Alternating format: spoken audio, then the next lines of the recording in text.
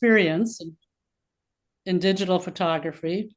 And he travels from coast to coast, capturing fabulous images of landscapes and wildlife. Tonight, he'll talk with us about aerial photography. So go ahead, Paul. All right. Thanks so much for having me. It's a pleasure to be presenting to you for the first time. For those of you who don't have not seen me before, this is me. And I am a native of Massachusetts, but I now live in Flagstaff, Arizona.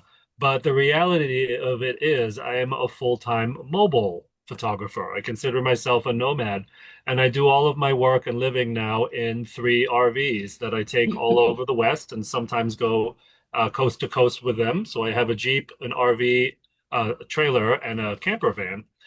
In this picture, you'll see that I'm not in any place that maybe you would recognize. This is actually Iceland.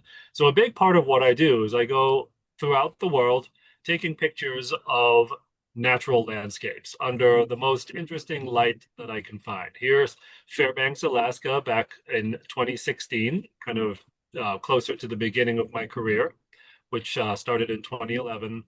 I combine different kinds of light, such as here when I do star trails over a long period of time in White Sands, New Mexico. I sprinkle in a little bit of bird and wildlife photography as well, but I wouldn't ever consider myself a pure bird photographer because they're a different kind of crazy from landscape photographers, right? So everybody has their, as a photographer, their own kind of crazy. And I would definitely say I'm more of the crazy landscape photographer who's going to lie in a ditch for 8 hours waiting for the light to change or something like that, rather than waiting for a bird to show up. I take all those skills and I combine them into not only work that I've sold at art shows for 13 years, which I have since semi-retired from, since I now am not based in any single place by which to sell my work. And I run now more photo tours, including destinations like the Grand Canyon right here in the Southwest. I have a team of instructors back in New England where I started, and they run workshops and tours there. But then we also run photo tours throughout the world. So I'll run tours to Iceland and New Zealand, Italy, the Azores, Ireland. So that's essentially the heart of my career. And then you throw in the remote lecturing that I do, and that's how I make my living these days. But what I'm going to talk to you about today is a niche within that niche, right? And so I am not a drone photographer, right? So I've just explained that I'm kind of a natural landscape and somewhat of a traditional photographer. And in a sense, that makes me all the more qualified to tell you about how to put drone photography into your repertoire, right? Because if you speak to somebody who's expressly a drone photographer, they're going to have an entirely different set of priorities, just like somebody who's a dedicated macro photographer or a dedicated bird photographer, right? Their entire camera pack is going to be full of stuff specifically for that discipline. Mine is not full of stuff that's just drones, right? I don't have the world's best drone or the biggest drone or all the filters and accessories for drones. I stuff my pack mostly full of landscape camera equipment, and then I fit a drone in there, right? So size and weight matter to me in addition to the quality of the camera because I do want to carry everything, right? I don't want to carry just drone stuff or just video stuff. So I'm going to introduce you to how you can kind of fit this kind of photography into your current repertoire, right? You're seeing different perspectives from my earlier images. You're seeing top-down stuff, stuff that has a lot of midground and background and no foreground, and then stuff that just emphasizes patterns, right? Patterns and designs that you don't notice unless you see them from above. You see distortions of scale. You look at things sometimes and you say, oh, I don't know how big these are, or I don't know what else is around it. But it's kind of neat to see it from this angle and be able to reflect on it and digest it differently, right? Even things like a lighthouse on a jetty, you don't realize the shape of the jetty until you're from above. And then it takes on a whole new life and a whole new meaning. So as we go on, I'll talk about not only the gear and equipment, the sense of composition, how to control a drone, but a lot of what goes into using a drone for photography is unfortunately political, right?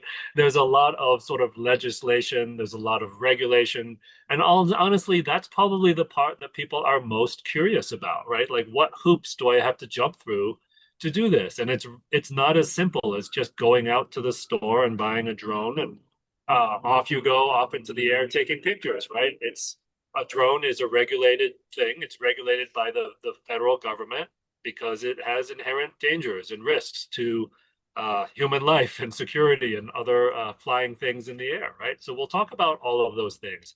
This presentation is meant to be interactive. So for those of you who are here watching in person, if you have questions, I'm actually going to pause during the talk and I'll just say, does anybody have questions?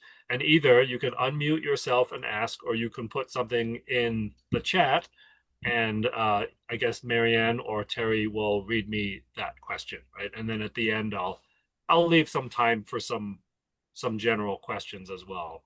So before we start, does anybody have any questions for me before I proceed? Okay, so why do we even bother adding a drone, right? Photography is fun enough, it's expensive enough, there's plenty of equipment you can amass, right? Why do we even bother with this? Well, this idea of the added altitude, right, allows for unique composition in photos and videos. One thing that I should mention is that I don't use a drone just for photography. I use it for videography. And a lot of times, using the video features of the drone can actually be more rewarding even than doing the stills alone, right? Drones also can access areas that might be difficult or impossible to reach by regular means, right? These are places on a river, in the middle of a lake, far off the coast, high up on a mountain.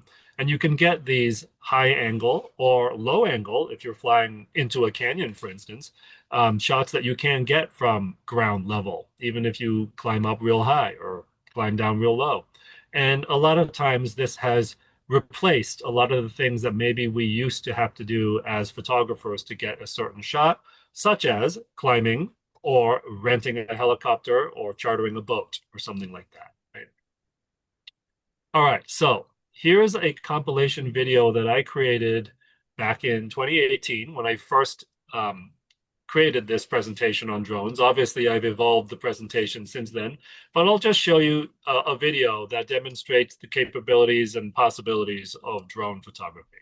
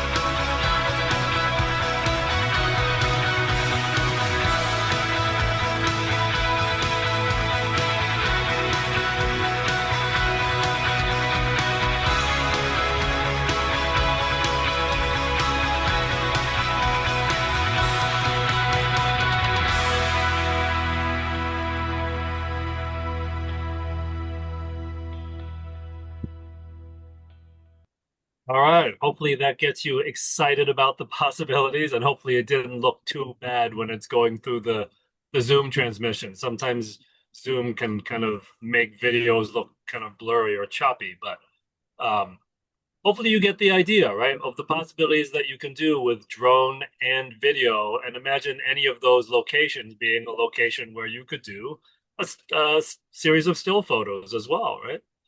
Okay, so let's jump into the idea of how far these devices have come. In 2016 is when I first got my first drone for my business. And it was way back then the state of the art DJI Phantom 4 Pro. Okay, so you're going to hear the DJI name a lot because it's not only the global leader in recreational drones, but it's undergone a bunch of sort of legislative, it's been the target of a lot of legislation lately.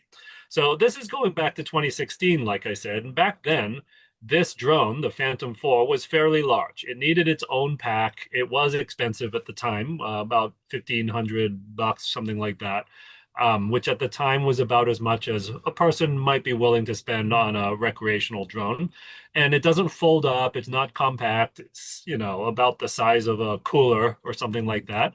And in fact, the box that it comes in sort of looks like a cooler. And if you're going to transport that anywhere, you have to figure out how that's going to fit in your suitcase when you travel, to fly somewhere for your photography.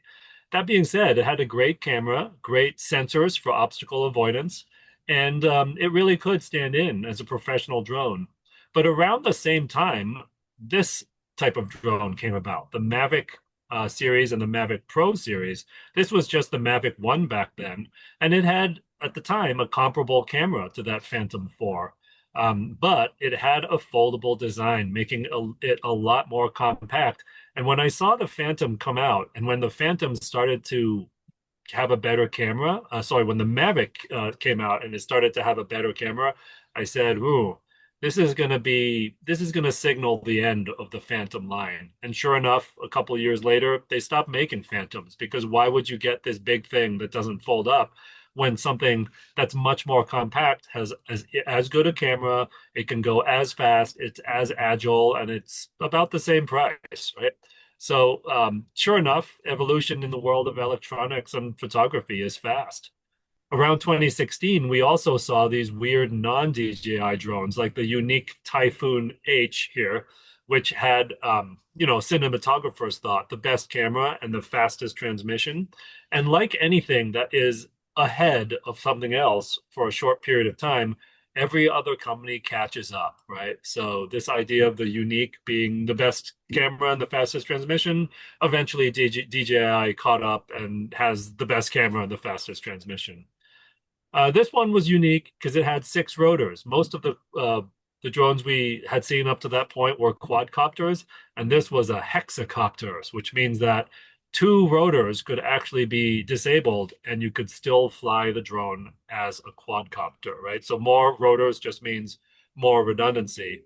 And those of you who followed the industry very closely may remember the GoPro Karma drone, which was a little bit different from the rest because all the drones up till that point here that I've shown you have a built-in camera, meaning the camera and the drone are the same unit. Where the GoPro was actually more or less a GoPro mounted on a drone, right? So if you're looking at the camera at the front here, it's actually a GoPro that you just put into sort of a stabilizer that then attaches to the drone. So the true fame of this was that it was famously recalled and then discontinued because a bunch of these units caught on fire. So, a couple years after the GoPro Karma was sort of all the rage, it is no more. And to this day, I think you can only find them on eBay. All right. So what's going on here in the modern day, 2026, is that the industry has diverged. All right. The idea now is that a bunch of things have entered the landscape, which are interesting. One of them is the self-flying follow me type drone, like the Hover Air X1 that you see over here.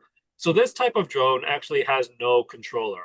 Up till this point, before the evolution of this drone, all drones were controlled at least by a smartphone attached to some sort of a little remote controller. Some of them could be, the smaller ones could be controlled by just a smartphone, or they had a dedicated radio controller. But this type of drone actually doesn't have a controller at all. It's designed only to intelligently recognize you, the subject, as you're walking or talking or riding your bike or riding your motorcycle, right? So this is really for the vlogger scene and for action sports, and it doesn't really have uh, much purpose in the world of landscape photography, right? So that's one path that drones went down um, since 2016. So we're looking at a 10-year evolution at this point. The other thing that's become really popular is staying under a 250-gram weight limit. There are certain things that you are exempt from when you have a really light drone that's under 250 grams, such as you don't have to be registered with the FAA and you don't have to have a remote ID, which we'll talk about. A remote ID is sort of like a license plate that sits inside your drone and it's constantly broadcasting the drone's identity and location. So as we go into the middle of the pack, we're getting drones that resembled the early Mavic because they're foldable. So all these drones are actually quite compact now. But now we have two different cameras. So now it's starting to evolve a lot like smartphones did. That started off with one bad camera, then it went to one good camera, and now almost every smartphone has at least three cameras, right? So this DJI Air 3 introduced the two camera format. And then the Mavic series that we saw in the previous slide has evolved a lot. Now it has become a lot more fully featured, bigger, and has three cameras. So that early niche where the Maverick was sort of small and portable has now been occupied by this Mini series, right? The Mini and the Air. And then the Mavic itself, as the flagship, has sort of gotten actually a little bit bigger than the way it was and more premium priced because of its really nice cameras. And as you can imagine, the three cameras are about, like a 24 to 28 millimeter, and then a 70 millimeter, and then maybe like a 110 to 150, right? So those would be the three cameras. It's quite similar to what you might find in the latest iPhone, actually. So interestingly, when these smaller drones came out, they were actually iterations of the Mavic. So it used to be called the DJI Mavic Mini, the DJI Mavic Air, right? But then it just got so confusing. I think people were like, so wait, do you have the Mavic Air or the Mavic Mini, right? So they just did away with the word Mavic for most of these smaller ones. And then they just went with Mavic for the flagship model, which most of us approve of. It's a lot less confusing. And then the final type of drone that's out there now for recreational users is the FPV or first person view drone. So this type of drone is very different in the sense that you use a headset. So you may have seen when you go to these tourist sites around the US, these people with the headsets on and they're just watching what the drone sees through the headset in a virtual reality type of way. So you can control it with a controller or in some case a pair of gloves that sort of recreates this virtual reality experience. But the interesting thing about this is these drones, as first person drones, are the only ones that are designed to show you sort of like a true flight view. Because as you saw in the videos that I showed you, it always looks like the drone is level, right? So even when the drone is accelerating or going through a turn, the footage that comes to you, because it's stabilized by a gimbal, always has the horizon going straight across the middle, right? The first person view is not like that. If the drone turns, you see it turn. If the drone dives, you see the footage dive as well. So it's a lot more like what you might see if you yourself were sitting in the drone, right? So it's a lot like what you might see in an airplane or inside a helicopter, instead of this always level perspective that you get with any of these other stabilized drones that are designed to just deliver cinematic footage. So these FPVs are less about cinematic footage compared to just sort of either action footage or just flat out drone racing, right? For those of you who have ever seen that, there's a whole industry out there now where people just race drones for fun, and and money, just like racing anything else. And that's done in these giant stadiums with, cordoned off areas and nets and all that stuff that the drones can fly in at startlingly fast speed. So does anybody have any questions about the what's available out there on the drone scene or what the evolution of drones has been? Feel free to put it in the chat or just unmute yourself and ask. Okay, so the core rules for owning and flying a drone are this, and this has remained relatively unchanged since the beginning, except for this first one. This idea of registering your drone is actually relatively new. So this has come about in, I'd say, maybe the last 4 or 5 years. And this is why this sub 250-gram drone category has become popular because drones over 250 grams have to be registered with the FAA.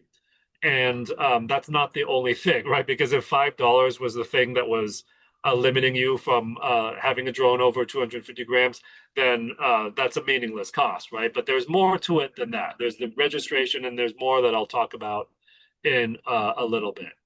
So airspace limits, these are the same since the beginning of drones. You have to stay 400 feet below the ground, right? So this is not 400 feet in elevation. This is 400 feet above the ground. So if you take off your drone from 10,000 feet, the top of Haleakala crater, for instance, then you would be able to fly it to 10,400 feet. Okay, so that's just above the ground. And then you have to fly in uncontrolled airspace, which is to say airspace that's not used by an airport, not used by the military, not used by other planes at cruising speed, other helicopters, etc. So I'll show you a little diagram later of what that still leaves us with. It's not that much, honestly, but drones can't do that much, right? Drones aren't capable of flying, um, as high as an airplane just because they don't push enough air to be able to sustain their own flight and stability at the same altitudes that an airplane or a helicopter can fly at. So this isn't that bad. These rules. I use apps like AirMap or Before You Fly, and that tells you areas that are restricted, right? So once you turn on the app, it will know where you are, and then it will be able to tell you if you're near an airport, if you're near a national park, things like that. All these places that you're not allowed to fly, you'll be able to find out in apps like this, which are available for Android or Apple. Okay. And then there's the rule that everybody breaks, which is the line of sight rule. By the letter of the law, you have to be able to see your drone with your own eyes or with glasses and contacts the entire time, right? And that restricts you to quite a small number of possibilities because a drone is not big. It's tiny, especially these sub 250-gram drones. By the time you've flown a couple hundred feet in the air, you can't see the drone anymore. You can actually hear it for much earlier and for much longer than you can see it. By the time it flies up in the air, it's this little speck, right? So this is the rule everyone breaks. We've flown our drones miles away, right? They can certainly sustain that level of flight with their transmission range and their battery, but you definitely won't be able to see it at that distance. So nobody really enforces that. A little bit more on that later. Okay, the drones rules have, of course, evolved, right? Because any new technology, at first, there's very little regulation, and then eventually there's a ton of regulation. So there's this thing called the Trust Act, which stands for the Recreational UAS Safety Test. UAS stands for an unmanned aerial, I don't even know what it means.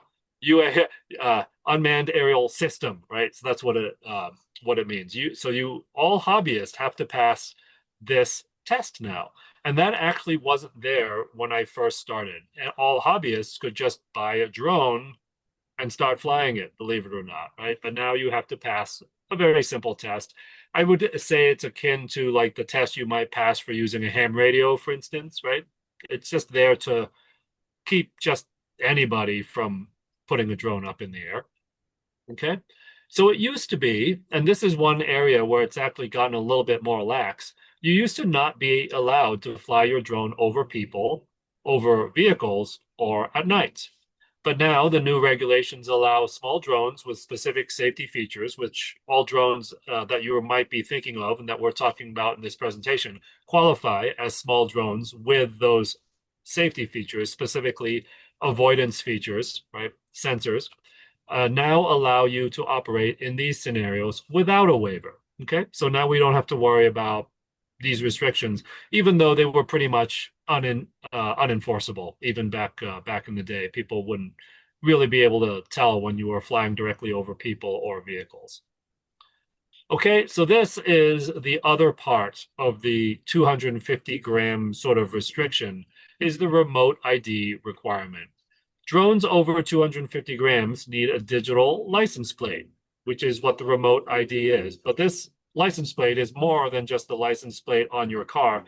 This license plate actually is constantly broadcasting the drone's identity and location, right? So this is actually not something that you have to worry about. It's something that is just built into the drone itself. Okay. So the way the DJI Mini series works is that there's one battery that comes with it that keeps it under 250 grams. And then there's another battery that actually has a long life, but that puts it slightly over 250 grams, right? So it, even within a drone that you buy, it can be confusing. So if you keep the original battery, then you can fly, without registering the drone, without remote ID, anything. But as soon as that additional battery goes in that actually gives it a sufficiently long life, then it is now beholden to other rules that the government is administering over that drone. Weirdly, right? Same drone, different battery. Okay, and then there's this new thing called beyond visual line of sight that will eventually carry into the commercial drone industry that just standardizes the idea that drones can operate without actually being seen, right? So for years and years and years and years, we've been talking about this Amazon package delivery by drone, and we're all like, where are these Amazon drones that are delivering packages? Well, for all these years, they were restricted to line of sight regulations. And so now, finally, that beyond visual line of sight, BVLOS is what they're abbreviating that at. Now that that's starting to pass, we might start to see more of these delivery drones landing on the front porch, literally and figuratively. All right. And here's the real kicker. DJI is not exactly banned from the US, but new models of DJI drones are not no longer authorized to be imported into the US because there's too many security concerns with regards to this being a Chinese corporation, and they're worrying that they're using their drones to spy on US intelligence and government assets, right? So they might actually be using data from recreational drones to map out the entire US for their own strategic purposes. Who knows, right? That's the fear anyway. That being said, if you have a DJI drone, you can still use it. You can even buy the stock that's at the store now, right? You can buy drones on Amazon, on eBay, at B&H, whatever you want to do, but new models won't be authorized for import. So what does that mean? It means that if I have a drone, it might be worth a lot more money in a couple of years, right? Better take good care of it. Okay, any questions from the audience on drone legislation? Feel free to put it in the chat or unmute yourself and ask. Okay, so let's go into a little bit of drone nomenclature, mechanics, and how this whole thing works. So the terms that you need to know about how a drone moves are pitch, roll, and yaw. It's actually identical to how a helicopter flies, in case any of you out there are helicopter pilots or helicopter enthusiasts. So the pitch of a drone is actually moving forward and backwards. So the forward direction and the backward direction are considered pitch. Is the drone pitching forward? Is it pitching back? What the direction of the pitch will determine which way the drone goes. Because if you think about something with four rotors, right? if you tilt it forward, this is a lot like a helicopter. If you tilt a helicopter or a drone forward, the air from the rotors is then pushing in the backward direction, right? And that's what makes it move forward. So a drone pitches forward and then it moves forward because the air is being pushed backwards from its rotors. Rolling is sliding left and right. So similarly, if you tilt a drone to the right, the air then pushes to the left and it moves the drone to the right. You'll notice that during these movements, the picture, like I said, does not change, right? That's because the drone camera hangs on a gimbal, which compensates for the direction of motion, and the picture always looks flat and level to the horizon. And the last direction is called yaw, which is like the rudder of a ship. That's what actually makes the drone steer left and right. So these are the helicopter-like terms for how a drone works. And then I'll throw one more at you, throttle. So normally when we think of throttle for an airplane or for a car even, we're thinking of backward and forward movement because that's the main driving force behind that vehicle, right? A boat, right, would have a throttle as well. But in the world of drones and helicopters, throttle is actually vertical movement, uplift and downfall, because if you increase the power of the rotors, the drone doesn't move forward, it actually moves up, right? Because if you're increasing the power of the movement of the air, then it's just going to drive the drone in the opposite direction of that force, which is up or down. Okay. Any questions on the movement of the drone? Well, The I'm terms are a lost. little bit I different. am lost. Yeah, do you want me to go over that again? No, no. Okay. So I'll just put it all back in a nutshell. All the power comes from these four rotors, and if you increase the power of one side, so like the two rotors on the right suddenly have more power than the rotors on the left, that will lean the drone to the left, right? And then it just moves towards the left. So it's just moving in the direction of the dominant power of the rotors. And if all four rotors are powered up and increase their power, the drone just moves upward. Okay. How long did All it right. take you to figure out how to make that work for having it where you wanted it? Well, the good news is all of this is just translated into a series of controller movements that are a lot like playing a video game. So we'll go into that next because it this part is complicated, but the brains of the drone actually make it very simple. Okay, so we'll cover that when we get to the controller part. Hmm. But this is what you see when you look at an old-fashioned drone, and I'll put this drone up just because it is the easiest to see everything. This is your standard quadcopter drone before they became all compact and foldable.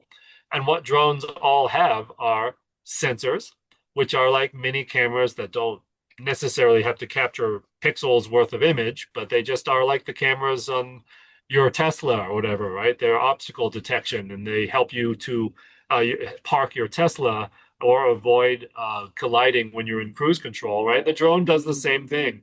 And I'm convinced that all this car sensor technology actually came from this industry, right? From the aerospace and unmanned aerial systems industry, because they look almost identical to the little sensors in the bumper of a new car. Okay. So they just detect where things are. But then there's also the main camera, which sits on a gimbal. A gimbal is just a stereo, what is it, a gyroscopically stabilized device that can detect the pull of gravity, the tilt of the craft above it, right? And then it just compensates. So it's a lot like the image stabilization that's built into your camera's sensor, right? It can detect where the motion is going and where it's going to be, and it sort of just moves the camera and the sensor so that everything looks stable, right? If you've ever, shot, if you, those of you who have drones, if you've ever shot without camera stabilization, you'll know just what a difference this makes, right? Because every time the drone moves, you would see shaking, tilting in the camera. So a gyroscopically stabilized gimbal is actually the difference maker, which made drone photography and videography even possible. Okay, and then there's a place for the memory card to go, which right now is a micro SD card.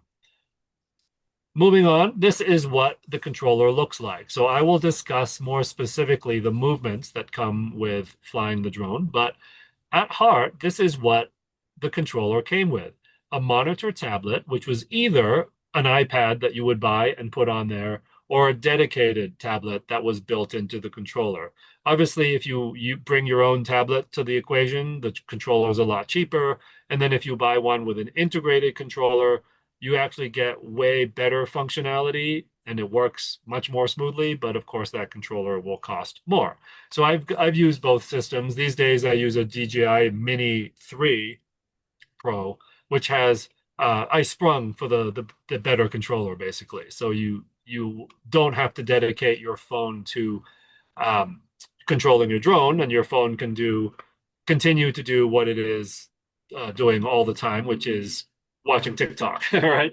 And then you have an entirely dedicated device for flying your Okay, so the stick on the left is, if you push it up and down, that controls the throttle. So pushing that stick up or pulling it down will make your drone go up or down. The left and right of the left stick is the rudder. So if you push the stick to the left, your drone will rudder towards the left, meaning it will steer towards the left. And then the right stick is dedicated entirely to horizontal movement in one plane, which is forward and back if you push it forward. So that's the pitch, pitch forward, pitch back. And then pushing it right or left will get the drone to roll left and right. And by roll, we mean it's sliding left and right. So if you imagine what the right stick is doing, it's just moving the drone on a single plane forward and back, left and right, right? It's not really steering because steering is done with the left stick. Okay. A little bit more about those movements later. All right. The controller has a power button. It's got a return to home button. So for those of you who are worried about losing your drone, it's actually very hard to lose a drone. A drone will return home if it runs low on battery. And it can also just return home if you press this button and hold it down. The drone just stops what it's doing. It reaches a certain altitude that you've pre-programmed, and then it just flies back to where you are and lands, right? Very infrequently do I actually still use that because now that I've flown a while, I actually can use the navigation to just help me fly my drone back. All right, so for instance, for a conventional airplane type of movement, which is just to say an airplane moves forward and then it sort of gently steers left, it gently steers right. The conventional movement, what you would be doing is you're pushing forward on the right stick to fly forward, and then you're steering with the left stick. So as you push forward, you're getting movement in the forward direction, and then you pull that left stick to the left, for instance, and then your drone turns to the left as if it's like an airplane, right? Push it to the right, turns to the right. If you push it up, the drone goes up, pull it down, the drone flies down, right? And you can reverse those sticks as well. So you can have up be down and down be up, whatever you want. If you're used to flying a plane the conventional way, for instance. Okay, and then there are the camera specific controls. The camera's gimbal can be tilted using a little wheel that you operate with your left finger. So this is how you would tilt the camera up and down so that you can take downward facing shots or bird's eye view shots, which are the ones where it's completely up and down, meaning seen directly from above. And then there's one button by which you would shoot video, which is done with your left finger. And then on the right side, there's a regular old shutter button that you would use to take still photos. And look at this, there's a little wheel for your right finger. And this is where it actually resembles a camera quite closely, because if you have a DSLR or mirrorless camera, there's going to be little wheels that you use to control the ISO, f-stop, and shutter speed. And if if you're in different modes, and that wheel controls different aspects of that, right? And on certain cameras, if you push the button down, then you switch the parameter, right? So on my Fujifilm camera, for instance, I control ISO and aperture with the same button. I just push it down and then it switches modes from controlling ISO to controlling f-stop. And the drone's controller does more or less the same thing. You can control ISO, f-stop, or shutter speed just with these different wheels that are up there. So that part will be very familiar to regular old camera users. Um, so learning the photography part of drones is not the hard part, right? It's learning the drone part. That's really the new and exotic part for still photographers. So when you look at the screen of a drone, this is what you'll see. This is just a boring back porch view of my old deck with a barbecue that's got a winter cover on it, right? But this is what you see, which is what is coming through the drone's camera, right? So you're getting more or less in a different kind of way, a first person view or almost like a SLR type view, right? Because what the drone sees is also what you see. And you're going to use the drone's camera to not only take pictures, but you're also going to use it to actually fly the drone because that's what you're going to use to see where the drone is going. Okay. So just imagine taking your smartphone, putting it on a drone and flying it through the air. This is essentially what it is, right? So you get a little histogram here, which is nice. That's familiar to mirrorless camera users. Up here is the drone little status bar. The satellite mode will tell you that it's connected to the GPS and connected to the various positioning systems in in space that are helping to stabilize the drone. This little, I'm going to circle this just for ease. Over here, you'll be able to see the mode that you're flying in, which is position mode, which I'll talk about more later. You'll see how many satellites the drone is connected to. And these days, drones can connect up to, I don't know, 20 or more satellites. If you have at least 10, then you're good to go. And that's a lot of redundancy, believe me, if you have 10 satellite connections. Then you'll get some sort of a reading of the transmission between your drone and its controller. So here we can see that the remote has a really good signal. You can see that you have HD video coming through, so you have a really good video transmission signal there as well. You can see that the battery is 90% full, right? So you get a lot of useful data up there.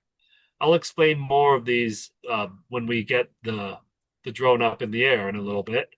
But familiar to all camera users, you'll see that you can see what the ISO is, the shutter speed, the exposure compensation, the white balance, right? You can shoot in RAW. Isn't this great? It's just like the camera that you know and love. It's so sophisticated in such a, you know, portable, mobile, compact package.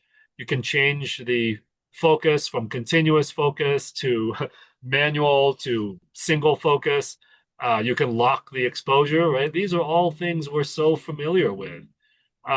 Guess what? When you're way up in the air, focus doesn't matter that much. It doesn't really matter where you focus. It seems that almost everything is in sharp focus all the time at that distance, as you can imagine. All right. So what do we see here? We see that you can also use touchscreen controls because I showed you how there's a shutter button and manual dials to control your camera, but you'll see that this looks quite familiar to phone users, smartphone users. There's a sort of virtual shutter button and a little area where you can go in and control the camera's parameters here as well. So this should be pretty familiar to Android and uh, iPhone users. And then this is just the tilt of the gimbal. So when the ball is sort of above level, it means the camera's tilted up. And then when it's down here somewhere, it means the camera is tilted down. You'll see a little radar screen. So this is the direction that your drone is facing and also its direction relative to where you are. Okay. So as the drone goes away, you'll have a sense of where the drone is relative to you. And that's what I use to get the drone back home. I don't use the return to home feature. I just know where the drone is because of its orientation on the radar. There's also a useful little map. So if you have your phone connected to the drone's controller, you can actually use a Google Maps-like interface to know where your drone is and navigate that way too. I actually don't use that feature very often because I'm often just photographing in the wilderness where the true map doesn't make a difference as much as just where the drone is for me right now. Okay, so the last bit of stats that you'll see here are the distance of the drone from you in a horizontal plane, the height of the drone above or below you, the horizontal speed, the vertical speed, and then VPS means visual positioning system.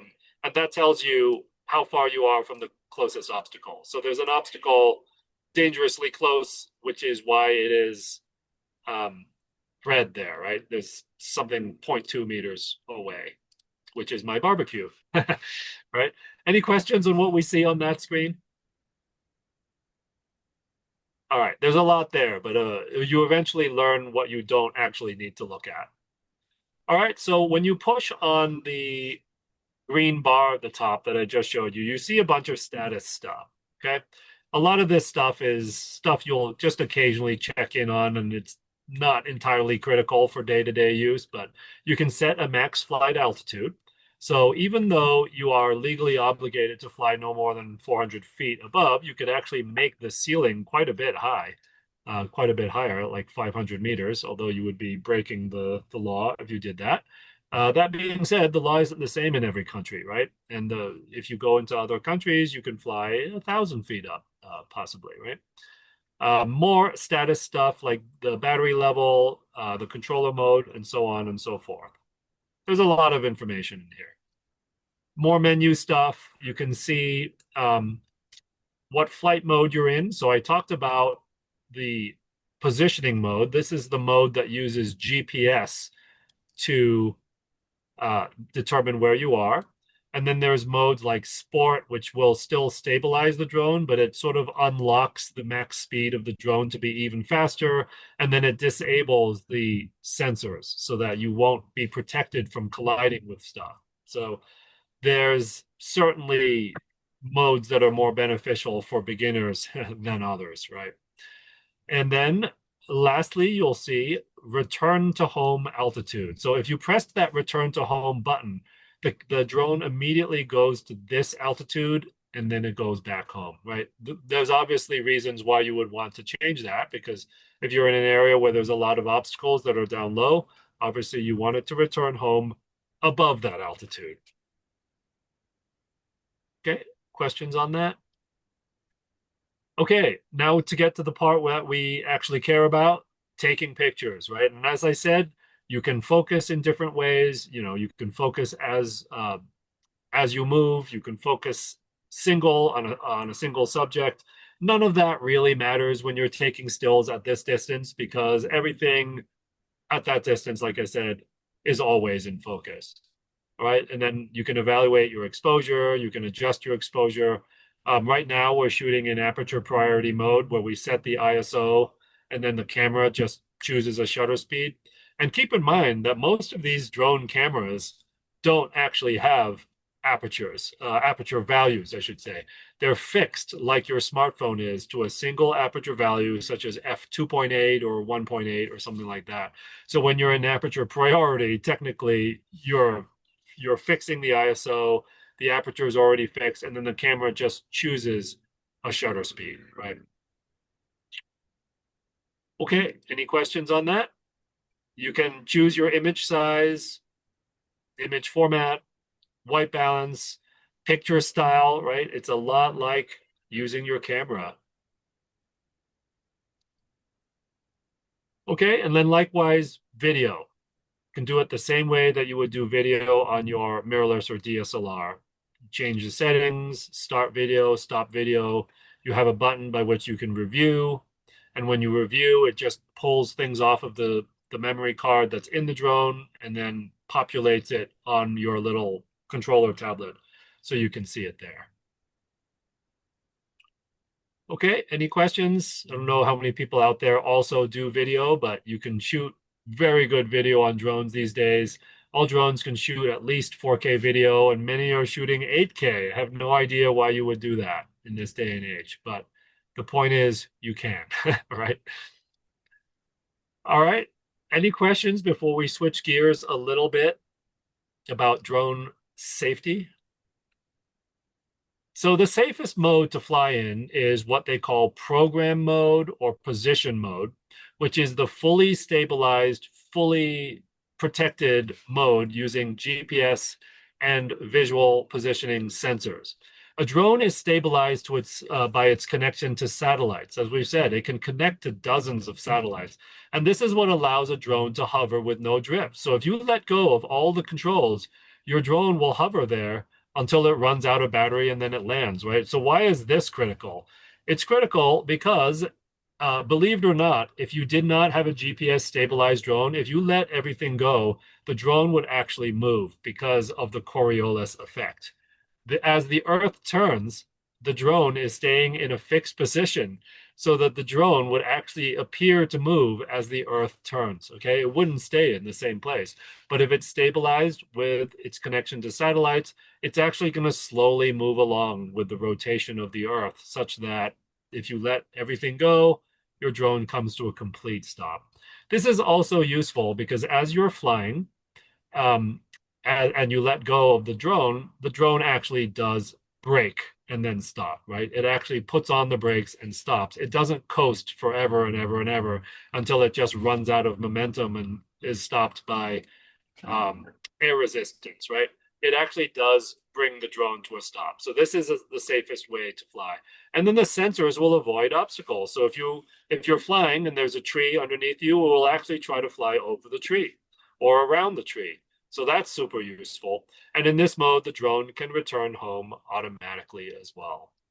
The other mode, which we talked about very briefly, is sport mode, which is still stabilized by satellites, but the top speed is increased, meaning you can go with some of these drones 45 miles an hour or so. But typically, you're going to usually fly around 30 miles an hour. It can still hover with no drift, but the sensors are disabled. So the other consequence of being able to go super fast is there's no obstacle avoidance. So you have to be on point with this method where you just have to avoid the obstacles yourself. Okay. With practice, that's not so hard. It's actually pretty easy to identify the obstacles. And then the last mode, the mode that we should fear the most, is called attitude mode, not altitude, but attitude. In this mode, there is no connection to satellites, the sensors are disabled, and the drone will just coast when you let go of the controls. So if you want to actually stop your drone, you have to fly it backwards for a little bit to actually get it to stop. Okay. And instead of hovering stably, it actually is always drifting left or right. Why would you use this? You would do this when you're flying indoors, for instance, in a very large room, or if you're photographing inside a mansion, you could probably get away with it, right? But this is how real estate photographers who have to fly inside, they actually fly in attitude mode, and they put propeller guards on their drone so that if it hits a wall, it doesn't cause any damage to the drone or to the wall, right? Because the drone will just sort of run into things in this mode. Not very easy to use. I've tried it a few times and I don't know, I can't figure it out. So to quickly recap, program mode with the GPS lock is the easiest and safest way to fly, and only practice the other modes in the vast open spaces of the outdoors or an enormous warehouse, right? So here's some interesting facts about what I've accomplished with our drones over the years. So I started off with the Phantom 4 Pro. Then we got a Mavic 2 for the business. And then when the mini drones started to catch up, starting with the DJI Mini 3, then we switched to that. And with every generation, the drone only got better and smaller, and the camera quality and picture quality. As of the DJI Mini 3, that was sort of a turning point, right? So after we got there, then I said, okay, I think we're done upgrading our drone because we've reached that pinnacle, right? It's kind of like your smartphone. After a certain point, the camera has not really improved that much more, right? And I would say around the iPhone 10 or 11, I would say at that point, the iPhone camera had turned a corner. Okay. So here are some interesting facts. Our Mavic 2 Pro has reached top speed of 45 miles per hour, but typically we fly at 15 to 25 miles per hour. We've flown it as far as 2 miles away over the ocean when there was a clear line of transmission. And that's the important part. When there's nothing in the way, you could probably fly at 3 miles away. It's like a walkie-talkie, right? When there's no buildings in the way, the walkie-talkie works better. We've ascended to an altitude of 1,300 feet above the ground, not in US airspace. We did that in Portugal, out on the Azores Islands. The battery lasts for about half an hour. So that's kind of the standard that drone batteries strive for, is about half an hour. And then you'll typically get actually 20 to 25 minutes of flight time because the last 5 minutes have to be spent getting back home. Okay. When you reach the return to home threshold of a drone, it starts to beep like crazy. It just beeps, beeps, beeps, beeps until you get that thing home and there's nothing that you can do about it, right? So your actual goal is to be pretty close to home by the time you reach that return to home threshold, or else you'll just be suffering for a long time hearing this very, very annoying beeping sound. Okay. So aim to be done in about 20 to 25 minutes, even if you have a half-hour battery. Here are things I've learned the hard way. Don't disable the obstacle avoidance unless you're absolutely certain that you're clear of all structures. And you're probably asking, have I crashed a drone before? Yes, we've crashed drones several times before. And I think everybody who flies a drone for the purpose of photography, just like anybody who takes risks with what they do, eventually you're going to ruin your equipment, right? So I crashed the Phantom at one point. I crashed the Mavic at one point. I actually have not crashed the Mini 3 Pro yet because I think the sensors are just getting better. Um, Here's another very hard lesson. Don't fly your drone if the battery is cold because below 30, the drone's battery has much less capacity, and the drone, when it runs out of battery, will need to land suddenly wherever it happens to be. So I had to witness this excruciating thing happen where I was flying my drone on a lake over ice, right? And then the battery was sitting cold in the car overnight. I put it in the drone. It appears to have a full battery, but after you fly a short distance, the battery capacity drops to zero. The drone decides to land. So I'm like, it's going to land on the ice of this lake, isn't it? And not only does it land on the ice of the lake, but it skids to a hole in the ice and it fell through the lake ice. Okay. So I'm like, well, I guess that's the end of that drone. But because the drone has a little ID tag on it, 6 months later, somebody called me and said, "We found your drone." And we were going fishing and we saw a drone at the bottom of the lake and we fished it up. Would you like it? And I'm just like, sure, I'll take it back and see what I can do. And he brought it back. And of course, it's by that point completely broken and covered in seaweed, but it's better to have the drone out of the lake rather than leaking lithium into the lake for the rest of time. Okay. The third thing I learned the hard way, and this is not that hard of a lesson, but drones sit pretty low to the ground. So if you're going to land your drone in the grass, put out a landing pad. This could be something as simple as one of those fold-up reflectors that you use for photography that folds into a figure eight. If you unfold that thing, it makes a great drone landing pad. And then they also sell drone landing pads that are actually created exactly the same way. It just has the word H on it for like helipad or something like that, but it folds up into a figure eight. But I guess the downside of that is it does not double as a reflector for your other photography. Any questions on that part? Trials and tribulations of owning a drone? All right, here's a little bit more about the 400-foot rule. In an urban area, you can actually fly 400 feet above the nearest building, okay? Because some buildings are pretty darn tall. So depending on if you live in a city or in the country, these rules will be a little bit different for you. So if you're living in New York City and the buildings are extremely tall, you're in luck. You can actually fly 400 feet above those buildings. If you're flying near an airport, this is tricky. You have to give notice to air traffic control and the airport operator when you're going to fly within 5 miles of an airport. The good news is the app that you use to fly the drone now, they're so sophisticated that you can give notice from within the app. That's right. So you can actually have the app send out a little email to the air traffic control to let them know. Okay.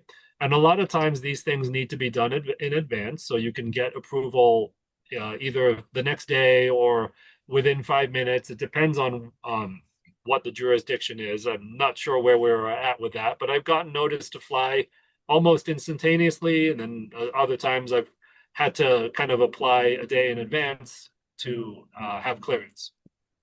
Okay, so with regards to that, you're generally not permitted around major airports or over major airports without special permission in advance, right? So that is where you would be applying for that permit, days in advance, just to be able to fly around a major airport.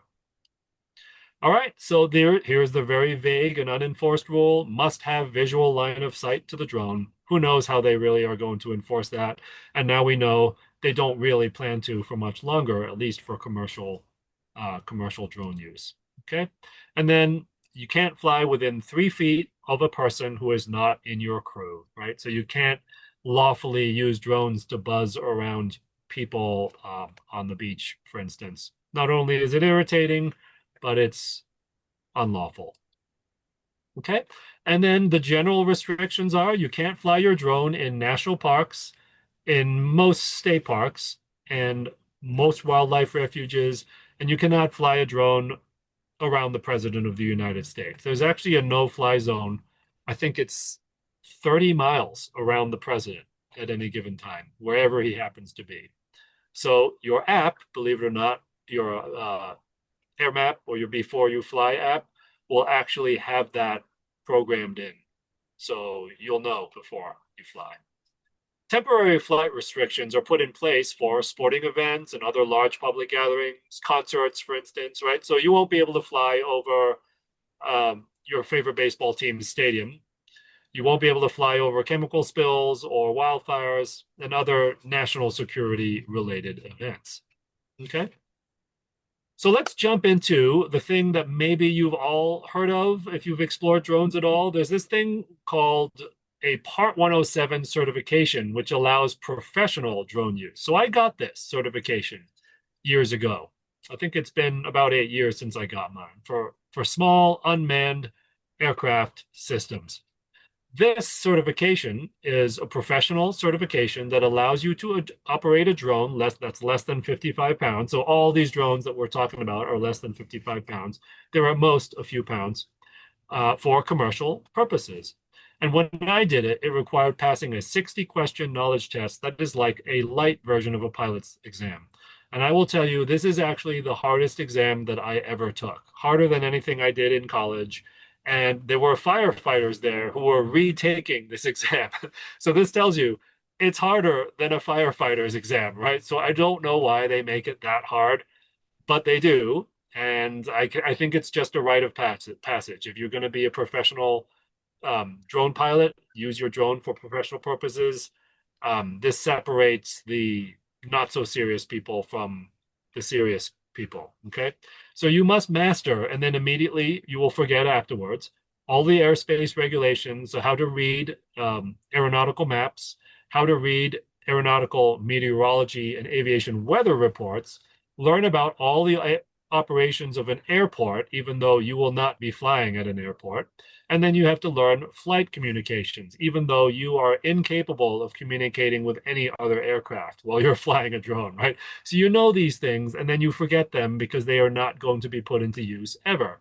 But after that, you will be able to look at a map like this and actually know what it means. So if you're asking me, do I know how to read a map like this? I would say in 2018 I did, but now I don't because I never have to read a map like this. But this is the type of thing that's on a test. You would have to be able to look at every single line, every single number over another number, every little icon, and be able to tell what it is in order to pass the test. Okay. Needless to say, it's very difficult and very forgettable. Okay, any questions on that part? It's going to get easier from this point on, believe me. I think we have something in the chat. Oh, Ken says, exactly. It's a hard exam. Yes, hard exam is an understatement, I would say. So Ken, I assume you have a drone and you took that test. Yes, can you hear me? I'm not sure if I have a working Yep, mic. I can hear you. Okay, cool, Yep. cool. Yeah, I took the Part 107 exam about a year and a half ago so that I could work commercially. I do real estate photography and videography. I also do stock photography. And it's been a very valuable tool for me to have. But everything you're saying about the exam is spot on. Learning about controlled airspace is very important. But the whole idea of knowing how to do transmissions on radio frequencies and knowing how airports are designed and how reading those types of maps that you put up there, that's totally unlike what it is that you have to know to be a drone pilot. Add to I that, know. the Part 107 exam doesn't do a thing to explain to you how to fly a drone, not a Nope. bit. And So I'm kind of surprised, Ken, that in the years since I took it and then you took it, it hasn't changed, right? Like they didn't make it any closer to what you need to know to fly a drone. no, no, not at all. And I'll just add to this. I've taken many certification exams because my career before I started doing this was in information technology. So I've taken exams from Microsoft, Cisco, CompTIA, all of those types of things. And you're right. This was a very difficult exam. It's not a powder puff exam. I took a course from actually a guy down in your area. It's called Pilot Institute. Oh yeah. And yeah, without having gone through that coursework, I would have failed the exam miserably. Yeah, yeah. I think most people I know retook the exam several times, because it's so obscure, right? Yeah, yeah, I was lucky I passed it, but no, Yeah. it's worth it. But just recognize the exam that you're taking has very little to do with drone photography. Yes. I think it's more of a BS test to weed out the less serious people, right? I think it's Exactly, got to be because exactly. Yeah, yeah, because it's like what you would take if you were going to fly an airplane, but then they just cut off the part about flying an airplane, right? It's right. yeah. So, Yep. all right. Well, I was hoping that by now they'd have improved it. I was saying to myself, in 10 years, this test better be different, but it's been about eight and it isn't any different. So No, I guess it's no. just going to stay. It's Yeah. really about safety, isn't it? It reminds me of the U.S. Coast Guard master's license for being a pilot, uh, Yeah. sailing vessels and commercial vessels. Yeah. It's really all about safety, Yeah. not You about how to gotta, drive a ship or how to sail a ship, you know? yeah. Yeah. Yeah. They don't, I mean, it'd be more useful if they had you fly a drone through a tire or something like that, right? Because then you'd know that you had skill. But this is really just about knowing the rules and the safety. Yeah, I would have loved to have flown my drone through a series of hoops or something as part of the test. That would have made sense. Like when you learn to drive, right? You actually drive in front of an instructor, a test administrator. But here, like, they have no idea if you can even fly a drone. But you can read this crazy map. Um, cool, guys. All right. So, what does this let you do? Passing this 107 test, it lets you fly your drone for freelance compensation. So, weddings, real estate, other events. Maybe that means you can be an Amazon package delivery drone pilot very soon, right? We can all look forward to that, maybe. And this, incorporates the drone into your job as well. Rather, even if you're not a freelancer, right? Because the person who I took the test next to was a firefighter, and he was learning to fly the drone as part of his job in assessing the sites that had been affected by fire. Forensics as well. We all remember um, the Boston Marathon bombing, where they used the drone to fly around and find the bomber inside. He was hiding inside a boat that had a cover on it. Um, so obviously there are different kinds of drones, right? Not all of them have visual cameras. Some of them use IR cameras, infrared cameras. They use heat sensing cameras. They use LiDAR, ground penetrating radar, right? There's all kinds of drones for all different industries like forestry, forensics, meteorology, and surveillance. So once you have this, you observe different airspace rules. Instead of the blanket policy about airports, for instance, you follow actual airspace rules. And the airspace that drones can fly in is actually a very small fraction of the total available airspace to professional pilots. We fly in the Class G airspace. Okay, so that's basically what they call uncontrolled airspace. It exists between airports. And if you think about what airspace is for most planes, it's like an upside down wedding cake, right? The smallest part of the airspace is where the airplane takes off. And obviously, as the plane ascends in altitude, that airspace gets bigger because of the angle by which you leave the airport, right? So by the time you're up in the air, you're covering a much greater area than when you're down on the airport. So these upside down wedding cakes are what most airspace is like. And then for us, as the little drone pilots, we're limited to our little 400-foot ceilings. We're sitting kind of at the bottom of all of these wedding cakes. Okay, so let's get to the photography part. The compositional considerations of drone photography are such that you're going to follow the same rules, such as the rule of thirds. You're going to use leading lines. You're going to think about foreground, midground, background, right? But when it comes to that perspective, you usually don't have a lot of foreground. You're usually just deciding how much midground you want to include. And that's going to be kind of the difference that you get when you're flying versus not flying. Because if you imagine your tripod, for instance, if you put your tripod really low to the ground, you're emphasizing a lot of foreground. You're not seeing a whole lot of midground because it's all compressed, right? And then you're seeing the background. As you raise your tripod up to your standing height, then you see less foreground because the ground is now below you, but you're seeing a lot more midground because now you're looking out over the ground in front of you.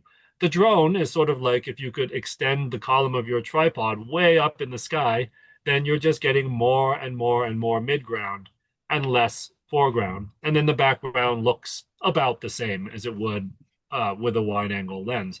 So your judgment as a photographer will really be about how much midground do I want to include, right?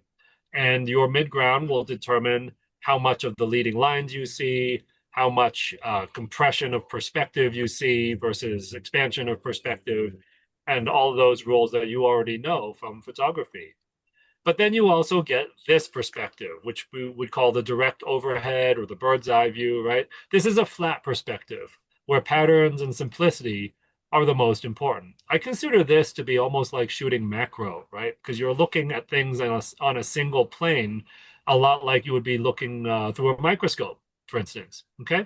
So here you're looking for minimizing, you're looking to see how much do I include around my main subject. So here, for instance, with the boats, you would say, wow, that's a pretty neat perspective. And the higher I fly my drone, the more boats you see, but the smaller they get. And then if you fly down really close, you see just one boat. So you'd say, well, obviously one boat isn't that interesting. Too many boats, they look too small, right? So it's just like the same decisions you make to balance emphasis versus inclusion.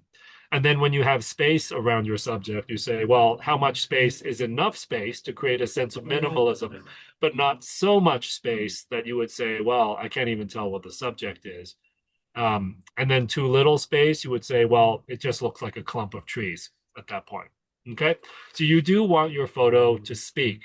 And it's mostly your height above ground that will get your photo to speak in terms of a composition. Okay. So you look for leading lines. You still place your horizon properly, still use your rule of thirds to place human subjects about a third of the way from the edge. The same principles of darkness to light, right? So you still want the eye to jump through the frame from border areas, through dark areas, to some light areas, to some dark areas, to more light areas, more dark areas, more light areas, and so on and so forth. So those rules, don't forget them, right? They still apply, even though you're 400 feet up in the air. And then I want to emphasize, even if you're a still photographer, the true fun of drones can come from shooting videos, because that's where you really get to show people what it's like to, exist as a bird, for instance, right? These things can be so powerful in just conveying a message.